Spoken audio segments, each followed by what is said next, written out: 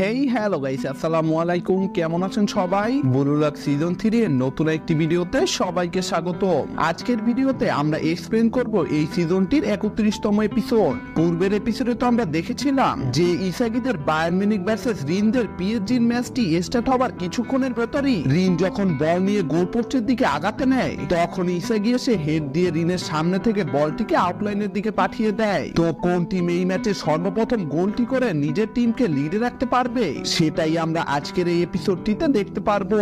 তো এপিসোডটি শুরুতে আমরা দেখতে পাই রিনদের পিএসজি টিমের অ্যাটাকিং ফরমেশন দেখে ইসাগি ভাবছিল পিএসজি এর অফেন্সে রিন এবং শিডোর দুটি ডিফারেন্ট সিস্টেম রয়েছে। ওদের যে সিস্টেমের কাছে বল যায় তারা পুরো অন্য সিস্টেমের থেকে ভিন্ন রকম অ্যাটাক করে।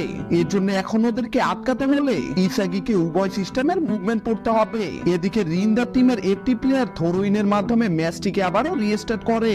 ইসাগিদের টিমের সকল প্লেয়াররা রিনদের টিমের সকল প্লেয়ারদেরকে গার্ড করে রাখছিল যাতে ওরা বল নিয়ে বেশি মুভ না করতে পারে। ইসাগি ভাবছিল ওদের টিমকে গার্ড দেওয়ার সাথে সাথে আমাদেরকে এটা খেয়াল রাখতে হবে যাতে এই চার্লেস ফ্রি না থাকতে পারে, কারণ এই চার্লেসই হচ্ছে রিনদের টিমের মেইন প্লেয়ার। সেই মূলত গোল করার চান্স গুলো ক্রিয়েট করে। তো রাইচি পুরোপুরি ভাবে চার্লেসকে ডিফেন্স করে রাখছিল। ইসাগিদের টিমের অন্যান্য প্লেয়াররাও জানে যে এই চার্লেসই রিনদের টিমকে গোল করার জন্য বল বানিয়ে দিবে। এজন্য সকলের ফোকাসই এই চার্লেসের উপর ছিল। ইসাগি এই চার্লেসের মুভমেন্টের উপর নজর রেখে বুঝতে পারে যে নিঃসন্দেহে এই চার্লেসের কাছেও মেটাভিশন আছে। ইসাগি বুঝে যায় এই চার্লেস এখন যে কোনো ভাবে তার টিমমেটদের থেকে বল পাস নিবে। আর ইসাগি এটা ভাবার সাথে সাথে সত্যি চার্লেস তার টিমমেট থেকে পাস নেওয়ার জন্য রাইচিকে পাস কাটিয়ে সামনের দিকে ছুটে যেতে থাকে। আর এটা দেখে তার টিমমেট চার্লেসের সামনে বলটিকে পাসও দিয়ে দেয়। কিন্তু এখানে ইসাগি চার্লেসের মুভ পড়তে পেরে চার্লেসের কাছে বলটি যাবার পূর্বেই ইসাগি বলটিকে কিক মেরে অন্যদিকে পাঠিয়ে দেয়। ইসাগির খেলা দেখে তো চার্লেস ইসাগির উপর পুরো ইমপ্রেস হয়ে যায়। চার্লেস ইসাগিকে বলে, তোমার কাছেও তাহলে ওই স্পেশাল চোখ আছে যেটা দিয়ে তুমি আমার মতো এই গেমের ভীষণ দেখতে পারো, তাই তো? আমি তোমার মতো এরকম প্লেয়ারদের এগেইনস্টে খেলতে পছন্দ করি। তো চলো দেখা যাক এই ম্যাচটা কন্ট্রোল কে নিতে পারে। এদিকে আমরা দেখতে পাই বল ইসাগিদের টিমের কাইসারের কাছে চলে এসেছে, যেটা দেখে নেস বলে, এবার আমাদের প্ল্যান শুরু করার সময় চলে এসেছে। পিএসজি এর অ্যাটাক দেখে আমরা আগেই ধারণা করেছিলাম যে ইসাগি ওদের অ্যাটাকটাকে আটকানোর চেষ্টা করবে, আর আমরা সেই সুযোগটাকেই কাজে লাগিয়ে বল নিয়ে পিএসজির মিডফিল্ডারদেরকে কাটিয়ে কাউন্টার অ্যাটাক করব। তো নেসরা একে অপরকে পাস দিয়ে তাদের প্ল্যান অনুযায়ী সামনের দিকে আগাতে থাকে। তো একটা সময় নেসের কাছে বল আসলে রিনদের টিমের টোকিমিৎসু নেসের সামনে এসে নেসের পাস দেওয়ার স্থানটি ব্লক করে ফেলে। এটা দেখে নেস ভাবতে থাকে যে তার কি এখন টোকিমিৎসুর সামনে থেকে ড্রিবলিং করে বলটি নিয়ে উঠে যাওয়া উচিত নাকি এই স্থান থেকে কাউকে পাস দেওয়া উচিত। আর এর ভেতরে রিনদের টিমের জান্টেসও ছুটে এসে নেসের থেকে বলটিকে ছিনিয়ে নেওয়ার জন্য তাকে ট্যাকেল করে। কিন্তু সৌভাগ্যবশত নেস এর ভেতরে কাইসারকে পাস দিতে সক্ষম হয়। তবে তখনই রিনদের টিমের কারাসু এবং নানাসে এসে কাইসারের আগে যাওয়ার পর ব্লক করে দাঁড়ায়। কিন্তু কাইসার এই দুইজনের মাঝখান থেকে ড্রিবলিং করা শুরু করে বল নিয়ে সামনে ওঠার জন্য। তবে এই কারাসু এবং নানাসেও পুরো নাছর বান্দার মতো কাইসারের পথ আটকে রেখেছিল।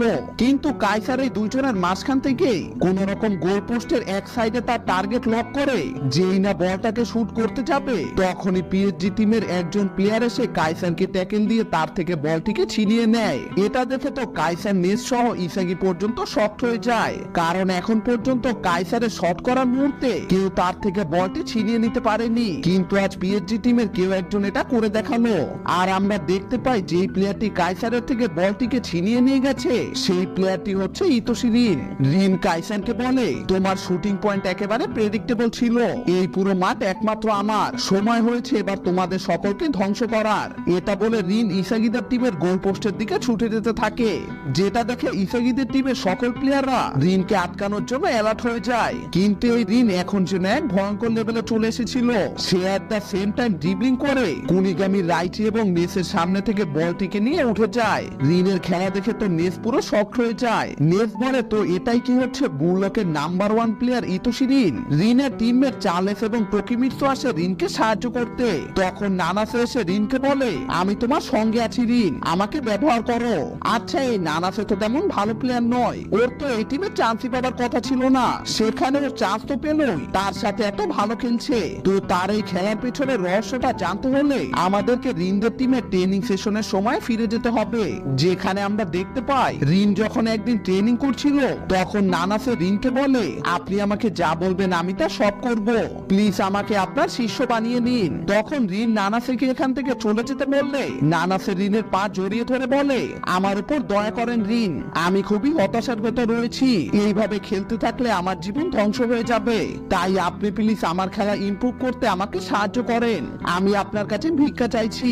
নানাসের এত অনুরোধ করা দেখে রিন নানাসেকে বলে, তোমাকে ball control technique, pass, shoot এগুলো শিখতে হবে, কিন্তু তোমার ভেতরে আমি এসব কিছু শেখার যোগ্যতাই দেখছি না, তাই এখান থেকে চলে যাও। তখন নানাসে রিনকে বলে, আপনি যা বলবেন আমি তা সবকিছু করতে রাজি আছি, আমি এই লিগে সার্ভাইভ করতে চাই, যদি এর ফলে আমাকে নিজেকে আপনার কাছে স্যাক্রিফাইসও করা লাগে তবে আমি সেটা করতেও রাজি আছি। তখন রিন নানাসেকে বলে, তুমি যদি মূল্যহীন প্রমাণ হও তাহলে কিন্তু আমি আর তোমাকে দ্বিতীয় কোনো সুযোগ দেব না, তোমাকে অন্য সবার থেকে 3 গুণ বেশি দৌড়াতে হবে, ট্রেনিং চলাকালীন তোমাকে আমার সকল ইনস্ট্রাকশন ফলো করতে হবে, আজ থেকে তুমি আমার সম্পত্তি। তো এরপর থেকে নানাসের রিনের দেওয়া সকল ইনস্ট্রাকশন মোতাবেক ট্রেনিং করতে থাকে। তো এটাই হচ্ছে নানাসের ভালো খেলার রহস্য।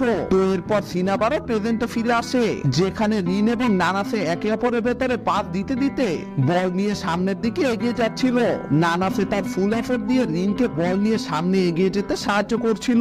নানাসে বলে, যদি আমাকে রিনকে গোল করানোর জন্য নিজেকে বলিও দেওয়া লাগে তবে আমি খুশি খুশি হাজারোবার নিজেকে বলি দিতে রাজি রয়েছি।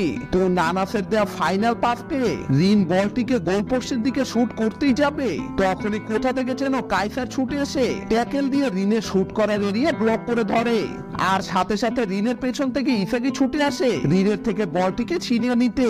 ইসাগি রিনকে বলে, রিন যেমনটা তুমি বলেছিলে যে যদি কেউ শুটই না করতে পারে তাহলে সে কিছুই নয়, তো তোমার উদাহরণ এবার তোমার উপরই কার্যকর হয়েছে। কাইসার এবং ইসাগি তাদের ফুল এফোর্ট দিতে থাকে রিনের থেকে বলটিকে কেড়ে নেওয়ার জন্য। তখন রিন ইসাগির কথার উত্তরে বলে, তুমি ভুল ইসাগি, আমি শুট করতে পারবো, আমি তো এতক্ষণ জাস্ট তোমার অপেক্ষায় ছিলাম, আমি তোমাকে আগেই বলেছিলাম যে আমি সব সময় তোমার থেকে এক স্টেপ সামনেই থাকবো।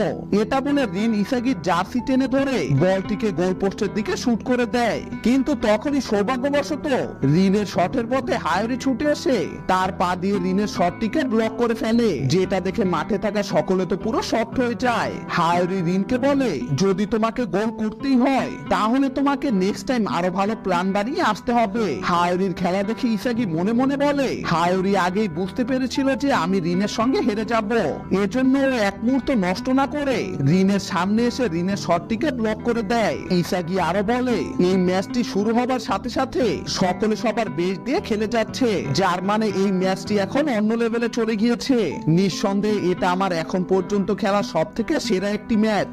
আর তখনই রিনের শট ব্লক করার সময় হায়রির পায়ে লাগা বলটি এবার কারাসুর কাছে চলে যায়। কারাসু হায়রিকে বলে, হায়রি লাস্ট টাইম যখন আমার সঙ্গে তোমার দেখা হয়েছিল তার থেকে তুমি এখন অনেক অ্যাগ্রেসিভ হয়ে গেছো। হায়রি কারাসুকে আটকানোর অনেক চেষ্টা করে, কিন্তু কারাসু হায়রিকে পেছনে ফেলে বলটিকে দিয়ে সামনের দিকে এগিয়ে যেতে থাকে, যেটা দেখে ইসাগি তার মেটাভিশন ইউজ করে কারাসুর মুভমেন্ট পড়ার চেষ্টা করছিল যে কারাসু এখন সামনের দিকে কোথায় পাস দিবে। আর ইসাগি এটা ভাবতে না ভাবতেই কারাসু বলটিকে সামনের দিকে কাউকে পাস না দিয়ে বরং তার পেছনের এরিয়াতে একটি ব্যাক পাস দিয়ে দেয়। ইসাগি এবং হায়রিতে এটা দেখে পুরো হতবাক হয়ে যায়, তারা কেউ বুঝতেই পারছিল না যে কারাসু বলটিকে সামনের দিকে পুশ না করে পেছনের দিকে কেন পাস করলো। তখন রিনদের পিএসজি টিমের সুপারস্টার প্লেয়ার জুলিয়ান লকি ওরূপে এমবাপ্পে বলে, যখন সবার ফোকাস সামনের গোল পোস্টের দিকে থাকে তখন ওইটাই হয় পারফেক্ট সময় আমাদের প্ল্যান সফল করার। আর আমরা দেখতে পাই কারাসুর দেওয়া ব্যাক পাসটিকে নিতে পিএসজি টিমের মেইন প্লেয়ার চার্লেস ছুটে আসছিল। এটা দেখে তো ইসাগিদের টিমের কারো আর রুহে পানি থাকে না। ইসাগি বলে, আমরা সামনের দিকে ফোকাস করতে গিয়ে তো এই চার্লেসের কথা ভুলেই গিয়েছিলাম। চার্লেসের মুভ দেখে ইসাগির আর বুঝতে বাকি থাকে না যে এই চার্লেস এখন গোল করার জন্য শুট করবে না, বরং সে কাউকে পাস দিবে। আর সাথে সাথে চার্লেস বলটিকে সামনের দিকে পাসও দিয়ে দেয়। ইসাগি ভাবে এই পাসটি হয়তো রিনকে দেওয়া হয়েছে, এজন্য ইসাগি রিনকে গার্ড দিয়ে রাখে যাতে রিন কোনোভাবে বলটিকে আগে না পায়, কিন্তু এখানে তো বলটি রিনের মাথার উপর দিয়ে তাদের সামনের দিকে চলে যেতে থাকে, যেটা দেখে তো রিন এবং ইসাগি উভয় পুরো অবাক হয়ে যায়। ইসাগি ভাবছিল এই পাসটি যদি রিনকে না দেওয়া হয়ে থাকে তাহলে এই পাসটি কাকে দেওয়া হয়েছে। আর তখনই ইসাগি দেখতে পায় যে চার্লসের দেওয়া এই পাসটিকে রিসিভ করতে শিরো সামনের দিকে ছুটে যাচ্ছে। ইসাগি লক্ষ্য করে যে শিরো বলের দিকে না তাকিয়ে সামনের দিকে ছুটে যাচ্ছে। চার্লস বলে, আরে দেখো কেউ একজন আমার পাসটি বুঝে ফেলেছে। আর শিরো বলে, আরে এই পাসটি তো ঠিক সেভাবেই আসছে যেমনটা আমি চেয়েছিলাম। আসলে এখানে না চার্লস শিরোকে লক্ষ্য করে পাসটি দিয়েছে আর না শিরো চার্লসের পাশের আশায় সামনের দিকে দৌড়াতে লাগিয়েছে। অ্যাকচুয়ালি ওদের দুজনের লক্ষ্য ওদের দুজনকে মিল করে দিয়েছে। এদিকে ইসাগি বুঝতে পারছিল না যে ওরা কেউ কারোর সঙ্গে কোনোভাবে কন্ট্যাক্ট না করে এটা করলো কিভাবে। তখন ইসাগির মনে পড়ে শিরো এবং চার্লস ওই স্ট্র্যাটেজি ফলো করছে যেভাবে সে আর হায়রি পূর্বের ম্যাচে গোল করেছিল।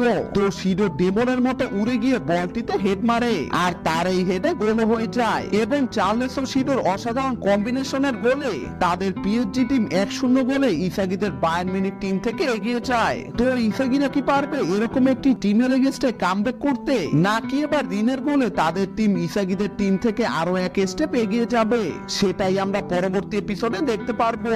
তো নেক্সট এপিসোডটি মিস না করতে চাইলে এখনই চ্যানেলটিকে সাবস্ক্রাইব করে বেল আইকনটিকে অন করে রাখতে পারেন। এন্ড গাইস, ভিডিওটি ভালো লাগলে অবশ্যই ভিডিওটিতে একটি লাইক দিয়ে আপনার বন্ধুদের মাঝে ভিডিওটি শেয়ার করে দিতে পারেন। তো আজকের ভিডিওটি এই পর্যন্তই, দেখা হচ্ছে নেক্সট ভিডিওতে। ততক্ষণ পর্যন্ত till then take care and আল্লাহ হাফেজ গাইস।